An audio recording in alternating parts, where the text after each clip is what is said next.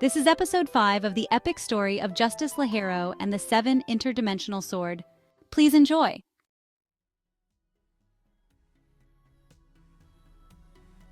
The void was silent, save for the echoes of Doku's heavy breathing. He sat on a jagged outcropping of nothingness, the swirling black and gray around him matching the storm in his mind. Justice's departure left a bitter taste. Stupid idiot, always running in blind. Dang it.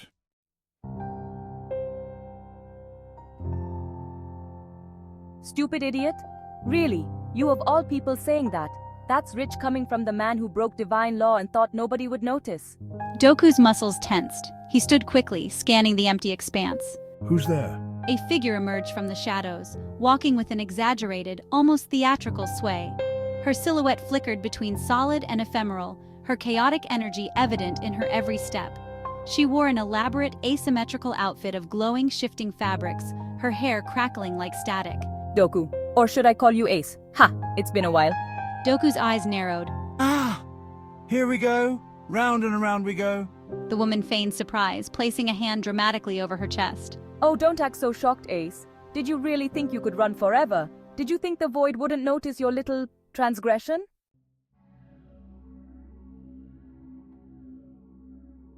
Suddenly, the empty space around them shifted. The swirling darkness solidified, forming a grand courtroom of impossible geometry. The walls bent inward and outward simultaneously. The floors were mirrors reflecting infinite versions of those present, and the air itself hummed with an oppressive energy. Great. I forgot how much you judges love your theatrics. Judge Nine snapped her fingers, and a massive stone bench appeared upon which she sat, her legs crossed lazily. Well, Ace, you've got my attention. Care to explain yourself before I pass judgment? Or would you prefer to keep dodging the question? You silly little boy, you.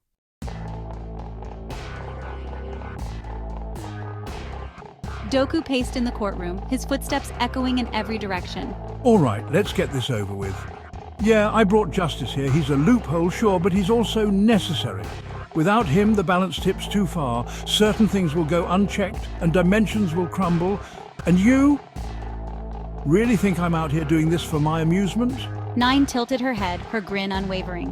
Oh, I don't doubt you had good intentions. But you know what they say about the road to hell, Ace. He stopped pacing and glared at her. I broke a rule to save someone worth saving, and yeah, I'd do it again. If that's a crime, then fine. Punish me. But don't stand there and pretend you're all high and mighty. A lot of you judges make me sick.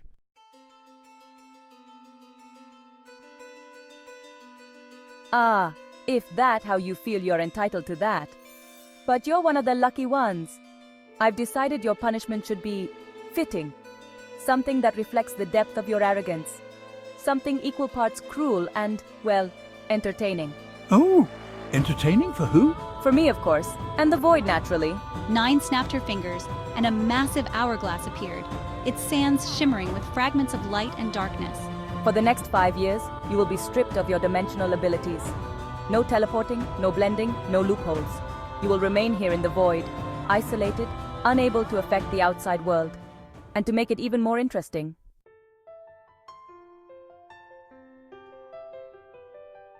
hey there everyone, I'm Void Judge 9 and trust you're going to see a lot more of me, being the chaotic butterfly that I am. Just wanted to let you know that if you're enjoying the story so far, don't forget to drop a like, comment, and subscribe and hit the bell if you want to see more. Okay, before anybody attempts to get mad at me for this, production knows better than to mess with me while I'm breaking the fourth wall. 9! Who are you talking to? No one is there! Well, now I see why everybody calls you the fun police. It'll be hell to pay for that. Anywho, please enjoy the rest of the story. See you later.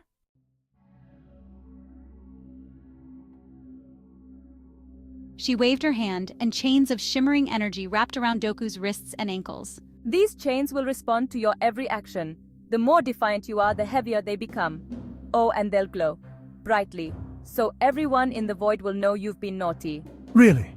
That's the best you've got? Chains and isolation. Sounds like a vacation. Oh, Ace, you'll find it's anything but.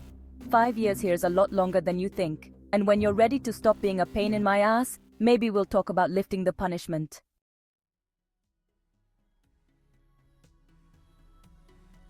For the first few weeks, or what felt like weeks, Doku did little more than experiment. He tested the limits of his chains, tugging and pulling against them, only to feel their weight increase with every effort. All right, no brute force. He muttered, shaking his arms as the chains glowed even brighter. But what about finesse? Doku began practicing old techniques, trying to manipulate the energy of the void. He shaped tendrils of the empty space into crude tools, weaving them into intricate designs, only for them to dissipate moments later. Interesting. It's alive in its own way, reactive. Time passed as he refined his control, using the void as a canvas. He created shapes, symbols, even fleeting creatures, all while keeping his mind sharp.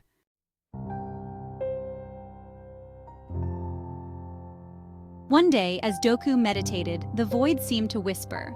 It wasn't a voice exactly, but a feeling, an impression left in his mind. "You don't belong here!" A voice in the emptiness of the void echoes in Doku's ears. Doku chuckled, opening one eye. Tell me something I don't know. The chains glowed faintly, but instead of tightening, they seemed to hum in agreement. This caught Doku's attention. Huh. So you're not just a prison, you're watching me, aren't you?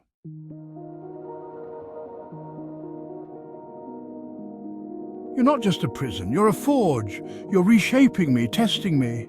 The chains, which had once felt like a curse, began to feel like tools, limitations forcing him to grow. They compelled him to focus, to think creatively, to hone his abilities in ways he hadn't considered before. This place isn't just about punishment, it's about refinement. I can feel it.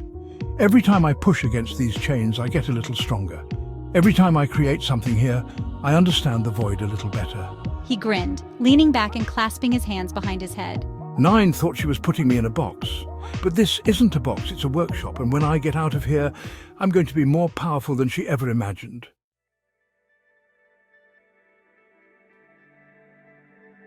Unbeknownst to Doku, the void judges were watching. Nine, seated in her chaotic domain, observed his progress with a mix of amusement and concern. Well, looks like our dear Doku is adapting faster than expected. Maybe this wasn't such a good idea after all. One of the other judges, a stern-looking figure with an air of authority, leaned forward. Should we intervene?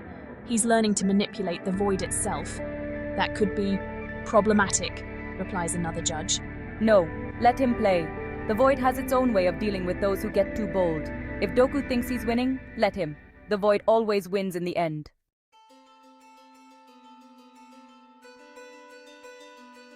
Back in the void, Doku stood at the edge of a floating platform, staring into the infinite darkness. 5 years, huh? Let's see how much I can learn before my time is up.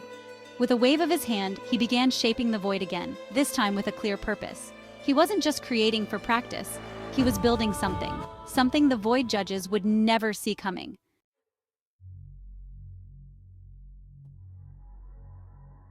To be continued in Part 7. Hope you enjoyed listening to this. Don't forget to like, comment, and subscribe for more, and thank you.